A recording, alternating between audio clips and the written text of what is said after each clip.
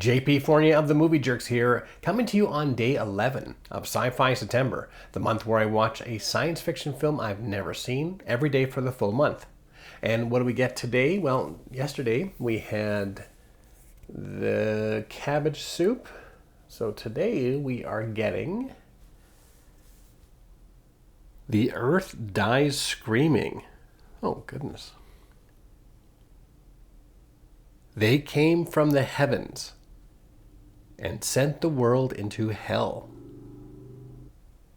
A crack test pilot lands to find the planet has been devastated by unknown forces.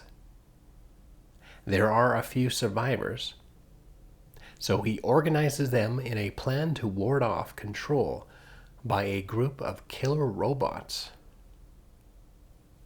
Okay, I haven't had any killer robot films this month. So today I am watching The Earth Dies Screaming.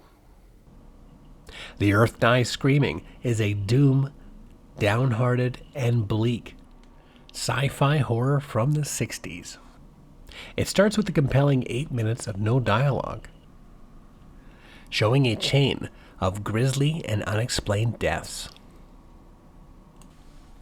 followed by our protagonist pilot landing back on Earth to discover everyone appears to be dead. However, when he does find a few survivors, they all discover that they have been in some air-sealed room or compartment, allowing them to avoid whatever killed the rest of the world. As they work on a plan of survival, they discover roaming robots who are deadly upon impact.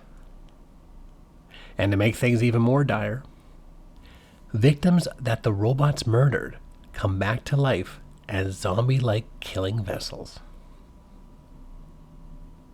The lead, William Parker, is perfect as the American pilot Jeff Nolan, bringing his John Wayne-esque, no-holds-barred ethics and survival tactics.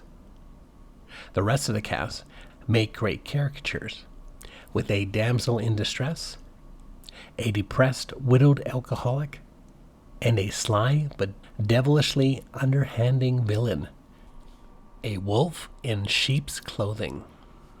We are leaving. They're going south, we are going north. No, we are not. Oh, yes, we are.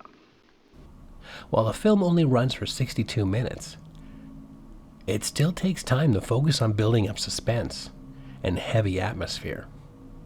If it was a feature-length film, it could easily be split up into small chapters and released as a Saturday morning serial, with lots of action, intimidating villains, twists and turns, and plenty of suspenseful cliffhangers. And the film wastes no time with such pesky things like character development, setting up backstories, or explaining things such as answering the meager question, why? This film doesn't give us that moment when some professor or scientist dropping exposition on why the Earth is under attack. In fact, here's probably all the exposition we need. It's a machine, a robot. A few things begin to make sense. But nothing makes any sense to me.